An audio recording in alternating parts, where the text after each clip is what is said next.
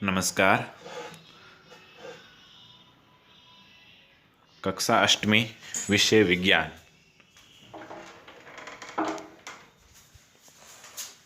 पाठ 18, वायु प्रदूषण तथा जल। इस अध्याय में हम प्रदूषण के बारे में, जिसमें वायु का प्रदूषण कैसे होता है, कहाँ अपने को प्रदूषित करते हैं, कैसे होता है, और जल का प्रदूषण कैसे होता है, इसके बारे में अध्ययन करेंगे। सबसे पहले बात करते हैं वायु की। क्या होता है वायु? हम कुछ समय तक भोजन के बिना जीवित रह सकते हैं, परंतु वायु के बिना नहीं। अतः हम अनुमान लगा सकते हैं कि वायु हमारे लिए कितनी महत्वपूर्ण है। वायु गैसों का मिश्रण होता है, जिसमें 73% नाइट्रोजन, 21% ऑक्सीजन है। कार्बन डाइऑक्साइड, आर्गन, मीथेन तथा जलवाष्प भी वायु में अल्प मात्रा में उपस्थित होते हैं। क्या है? वायु होती है, अपन बिना भोजन किए कई दिनों तक रह सकते हैं, लेकिन जब तक अपने को वायु नहीं प्राप्त होगी तब हम जीवित नहीं रह सकते हैं। इसलिए हमारे जीवन में जीवित रहने के लिए सबसे ज़रूरी है वो वायु ही है, जिसमें वायु में 73% नाइट्रोजन होता है और 21% है वो ऑक्सीजन होता है। अब बात करते हैं वायु के प्रदूषण की। वायु प्रदूषण में क्या होता है?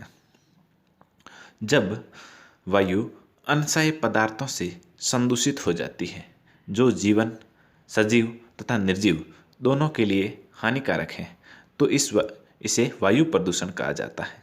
क्या होता है कि जब वो वायु है वो अपन श्वास लेते हैं, और वो वायु है वो किसी जिसका नहीं चाहते हुए भी वो पदार्थ हैं वो वायु के साथ में मिल जाते हैं, और वो फिर मिलने के बाद में वह वायु है वो सजीव हो चाहे निर्जीव हो, किसी के लिए अगर वो हानिकारक होती है तो फिर उस वायु को क्या कहा जाता है? वायु का प्रदूषण कहा जाता है। यानी वो वायु है वो प्रदूषित वायु कहलाती है। अब बात करते हैं कि वायु प्रदूषण तो होता है, लेकिन वायु प्रदूषित होती कैसे है? वायु प्रदूषित क्यों होती है, कैसे होती है, किस कारण से वायु प्रदूषित होती है, इसके बारे में पढ़ते हैं। जो पदार्थ वायु को दूषित करते हैं उसे वायु प्रदूषक कहा जाता है। इन वायु प्रदूषक के अधिकतर स्रोत फैक्ट्री, विद्युत संयंत्र, स्वचालित वाहन निर्वातक, जलावन लकड़ी, उपलों के जलने से उत्पन्न हुआ धुआं हो सकता है। बहुत सी श्वसन समस्या वायु प्रदूषण से ही होती है। वाहनों के धुएं से रुधिर में ऑक्सीजन वाहक क्षमता घटा देती है। क्या होता है कि जो वायु को दूषित करते हैं उसे वायु प्रदूषक कहा जाता है। जो वायु को दूषित करते हैं उसे वायु प्रदूषक कहा जाता है। अब वायु प्रदूषक कौन कौन से होते हैं? जो फैक्ट्री है, विद्युत संयंत्र है, या स्वचालित वाहन है जो अपन वाहन प्रयोग लेते हैं वो हैं, या फिर लकड़ी है जलाने के लिए। इस प्रकार के जो सभी से वो जलाने के बाद में जो धुआं निकलता है फैक्ट्री से, विद्युत संयंत्र से धुआं निकलता है, उस धुएं से ही अपनी जो वायु होती है वो क्या होती है? प्रदूषित हो जाती है। उसके बाद में क्या होता है कि उससे वायु में वाहनों के धुएं से फिर क्या होता है, हमारे शरीर में ऑक्सीजन की वाहक क्षमता है वो घटा देती है, जिससे श्वसन समस्या होती है। आगे बात करते हैं धूम कोहरा। धूम कोहरा क्या होता है?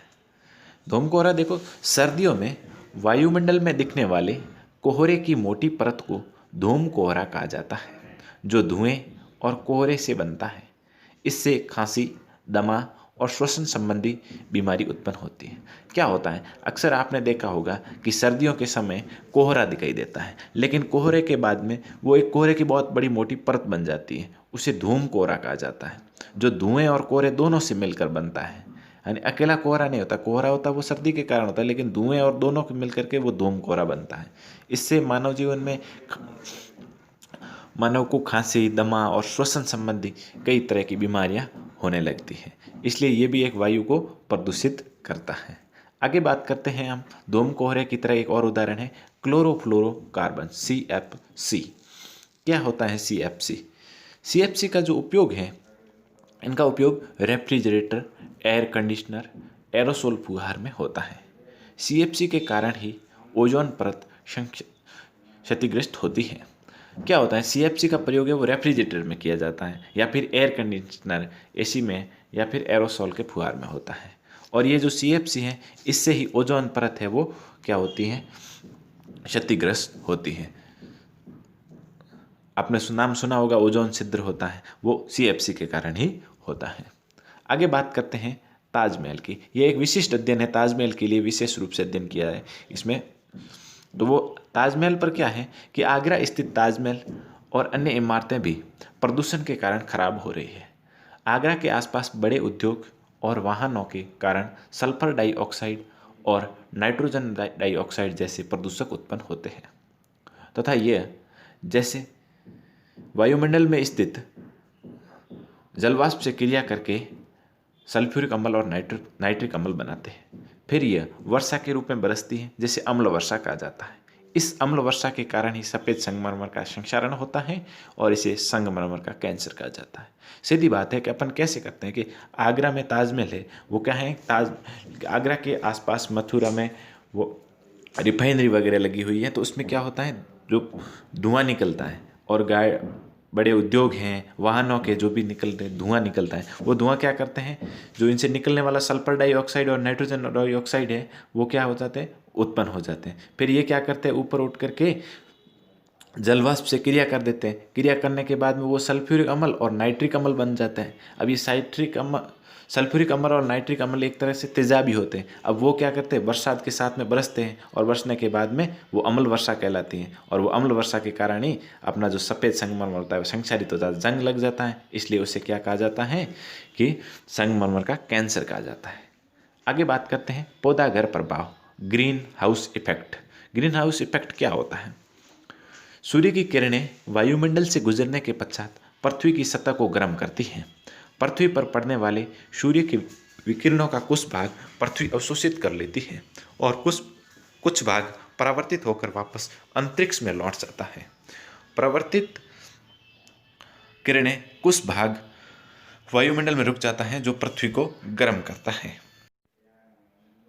क्या होता है कि जब सूर्य से किरणें आती है, वायुमंडल से गुजरने के बाद पृथ्वी पर आती है, और पृथ्वी पर क्या होता है, वो पृथ्वी है वो उस विकिरणों को, सूर्य के जो विकिरण होते हैं उनको अवशोषित कर लेती है। लेकिन कुछ तो अवशोषित होते हैं, लेकिन कुछ पृथ्वी से परावर्तित होकर वापस अंतरिक्ष में चली जाती है।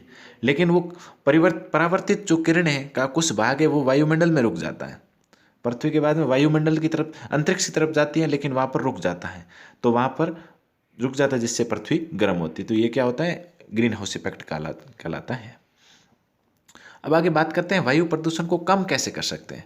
भाई वायु प्रदूषण तो होता है, लेकिन इसको कम करने के लिए क्या उपयोग है?